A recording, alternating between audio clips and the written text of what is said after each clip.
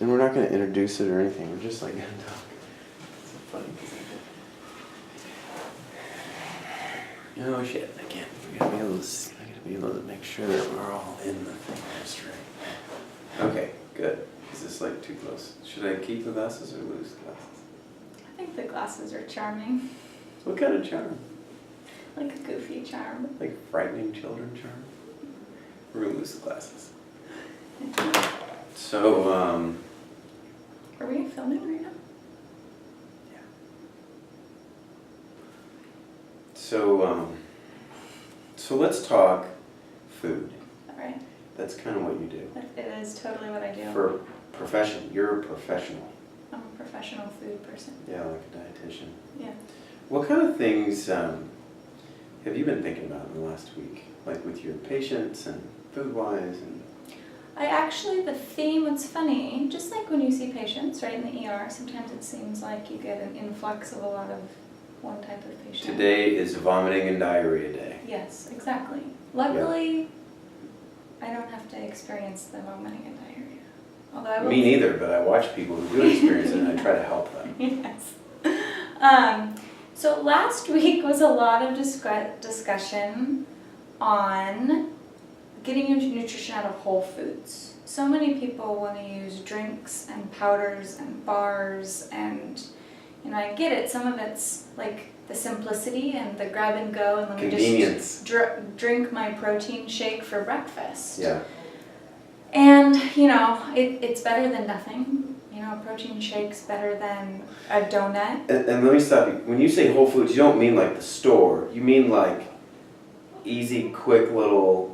Like either real bars food. As opposed to like go get the vegetables, eat chicken instead of a protein shake. Yeah. Like real food. And for me, it's the quickest meals people have are breakfast. They want to run out the door with a smoothie or run out the door with a protein shake or a protein bar. Yeah. And yet, what I have found just by patient report is these things aren't satisfying. Like protein powder, sure, it has 21 grams of protein, which is the same as 3 egg whites. Yeah. But it doesn't have the staying power that the eggs do. It doesn't give you that feeling that you're full. Yeah. As long. Yeah. And so people are going to eat. Yeah. And some of it I think, and this is just my thoughts. Put it out there. Some of it I think is the fact that it is processed. Yeah. Right? Even though it's good, it's protein, it's like I said, it's better than eating a donut.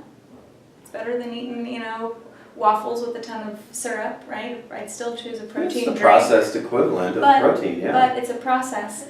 And when we try and eat foods in their pure processed form, protein powder in this case, we're missing out on any fiber that might come in the natural food or healthy fat in the natural food. I mean, and the fat in an egg yolk is incredibly nutritious and incredibly satisfying. I don't like egg yolks. I take them out. Yeah. What if you keep one in there and throw a few whites? Why do you want me to have so much egg yolk? I want you to have more fat in your diet. I said it.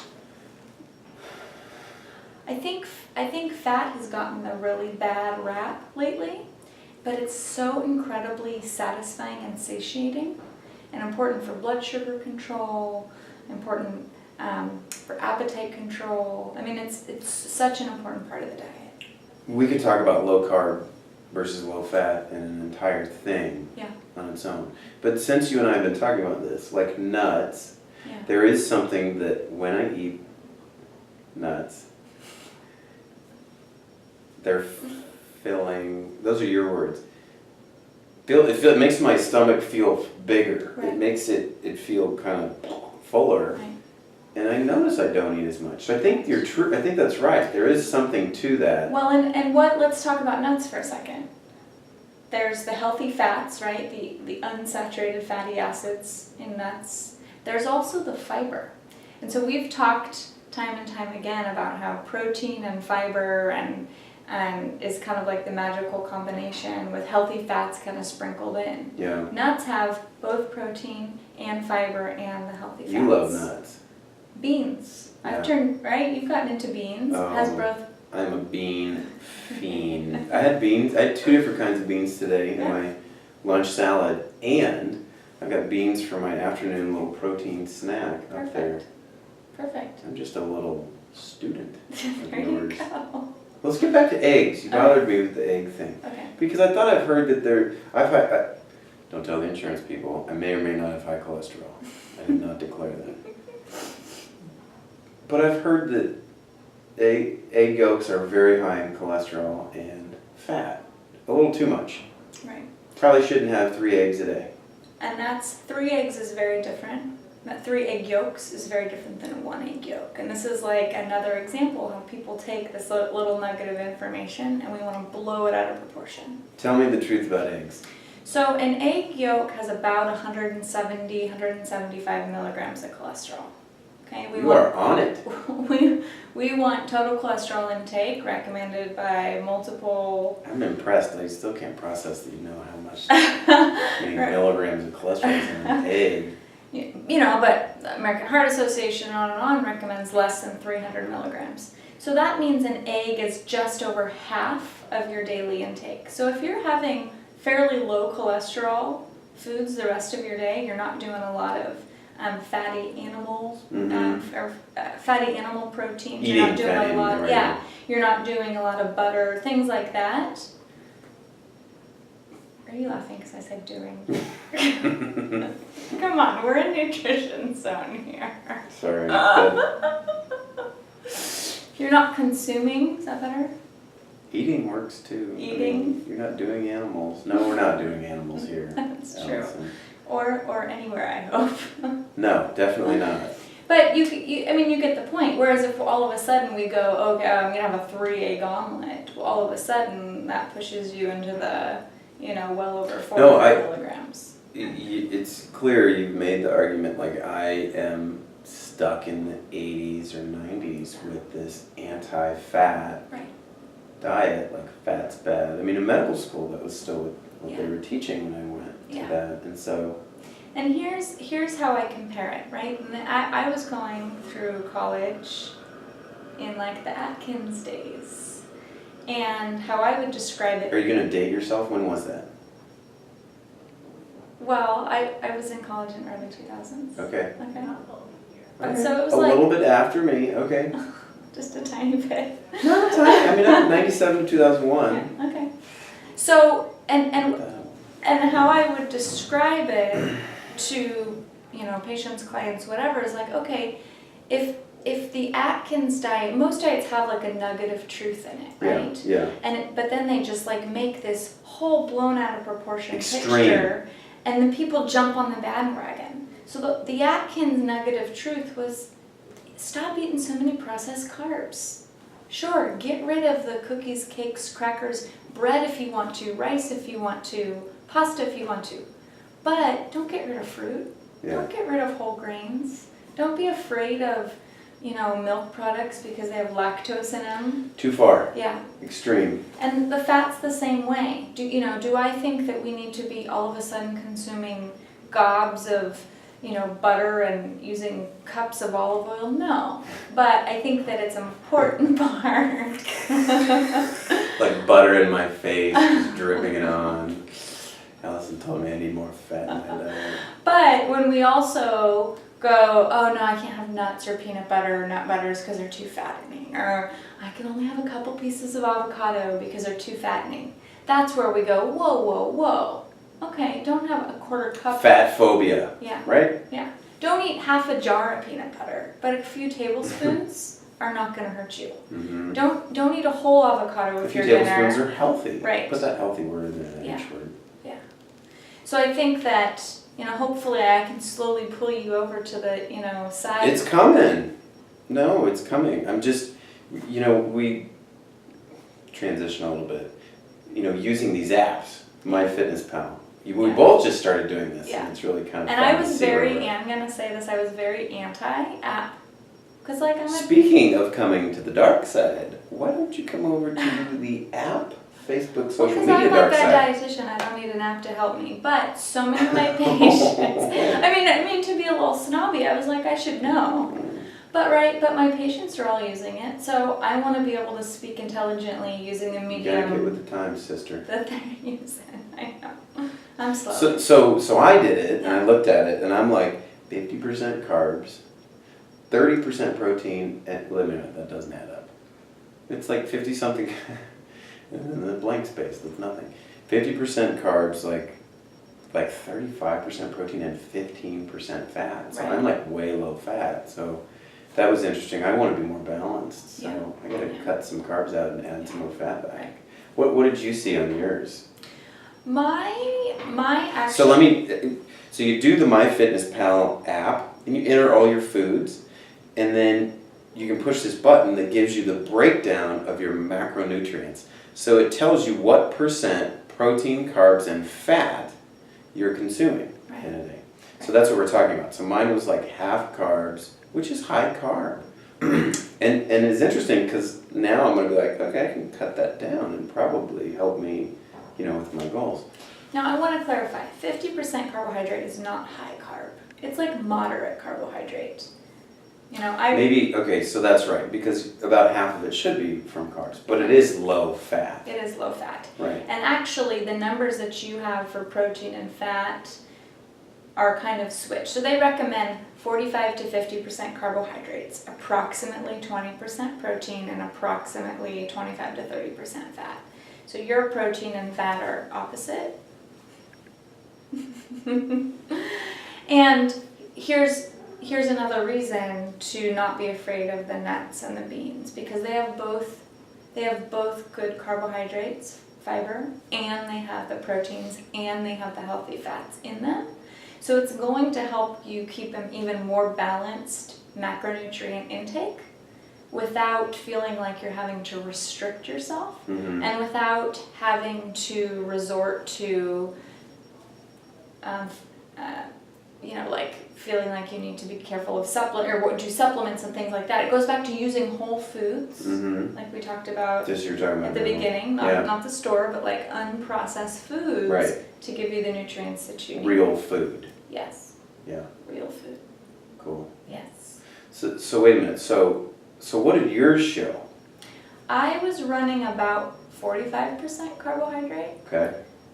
30 to 35% fat, Nice. and then roughly 20% protein. It's pretty balanced. Yeah. Right. So my protein. Did you want to adjust that anyway No. for you? No, No. you're fine with your breakdown. Yeah. And because it's very satiating for me, I don't feel too hungry throughout the day. My meals and snacks, they carry me through. If I'm traveling or visiting friends and family and I have less control out of, Yeah. and you're eating, well, I tend, when you're traveling, I know I eat more carbs, right? Crackers and more breads, and because you're eating just what's in your environment, and I don't want to be that pain in the butt dietitian, I don't feel the same. I don't feel right. Mm-hmm. And so, I get back home and I get back on my my routine. Yeah. It sounds like that works for you. And everybody's different. Yeah. Everybody's different. But I think that if there are like 2 take-home messages that I have for you, and maybe for everybody else, it's to not be afraid of those really good plant-based fats. Yeah. And 2, to really try and get your nutrients from whole, unprocessed, real foods. Yeah. I don't really love protein powder. Yeah. I don't really love protein bars or shakes Not for you. or concoctions or whatever. I love that stuff. Yeah. I found there's this one protein powder that I found the other day. It's delish. Yeah. Yeah. And if it works for you, that's fine. But here's what and because a lot of my patients use it. And I just say, if you are feeling like you're having that smoothie made with protein powder at 7 o'clock in the morning, and you're like starting to get hungry by 9, reconsider. Now, and we can talk about this. There's so many things. I want to talk about our Facebook support group. Oh yeah. But let me ask you this really quick. So, a processed protein, it seems to me, after you work out and lift weights, for example, and you want to load protein in there while your muscles are building and they're breaking down and all of that, maybe our processed protein's a little better. Maybe it gets in past your stomach quicker and then gets to your muscles faster. Is there anything to that, or am I just kind of making it up? Gosh, it's one of those things that sounds really good, but I would definitely want to see the research behind. No research. There's none. And to be honest, if that's If it works for you, there's probably nothing wrong with it. I don't know. But you know, I've also worked with people and athletes who like can't afford protein powder. Sure. Because it's expensive. Well, chicken and fish are going to be expensive too. There's no cheap protein, really. I mean, what inexpensive protein is there? Well, eggs are fairly inexpensive, so you know, hard-boiled egg or something.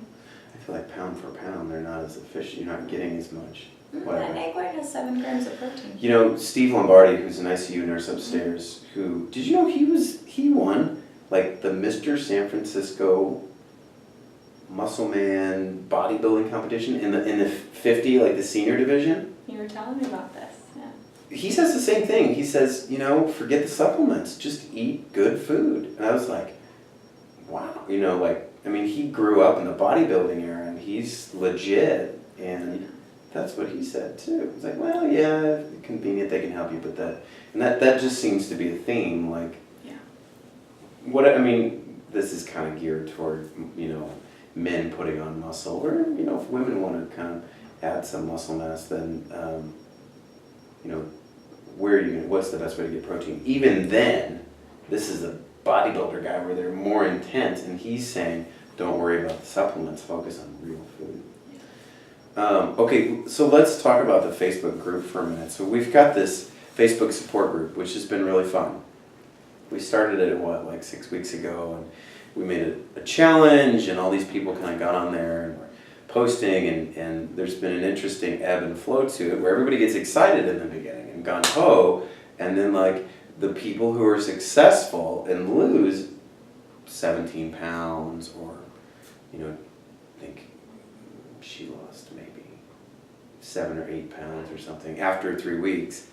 They're the ones that keep going, and everybody else kind of drops off and we lose them. So we're having another challenge. We're redoing it again, and I'm curious as to so we have a new way of engaging where we're going to post something every day on Facebook that's going to be a dietitian tip for healthier eating, you know, for all these little things that I want to work on too. What was today's?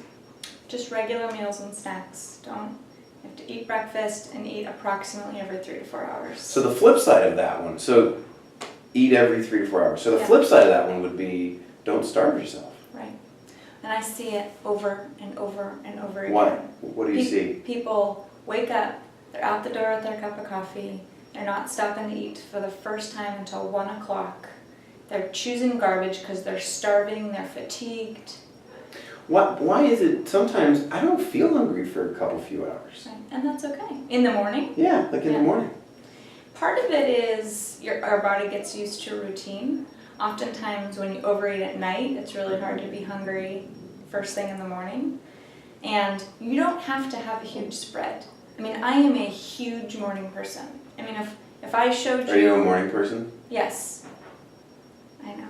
Are you really? But I probably consume, by the time lunch is over, I've consumed 2/3 of my calories. Oh my goodness. Or 3/4 for the whole day. So you're a big breakfast girl. I'm a big breakfast, morning snack, big lunch, and then it's very light after that. And I realize not everybody's like that. So if a huge breakfast does not appeal to you, that's not the point. Get something in your system. Get a protein and a carb.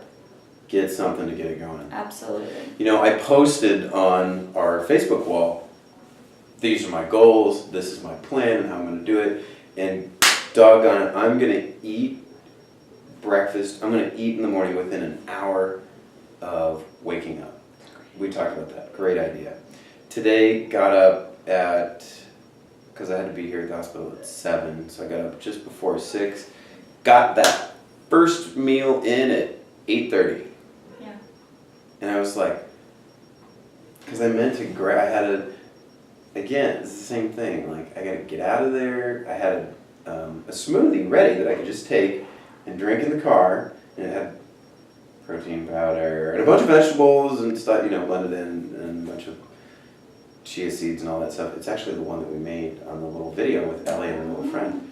But I was like, okay, I'll drink that, and then, do you need to go? In a couple minutes. Okay. So we'll wrap this up. I'll drink that, and then I'll get to work and do whatever, and then I'll have my breakfast. So almost like this was, because when it's that early, I'm not going to get up 30 minutes early and have a big breakfast. It just doesn't work. and I forgot the thing. Yeah. And I'm in the car and I'm like, that was one of my goals, and here we go, I'm screwing it up for me. Well, and don't get down on yourself, learn from it. I mean, next time, put your keys in the kitchen. No, Or you can't get anywhere without your keys. put a sticky note on your door, right? You Yeah. have to build the habit. Yeah.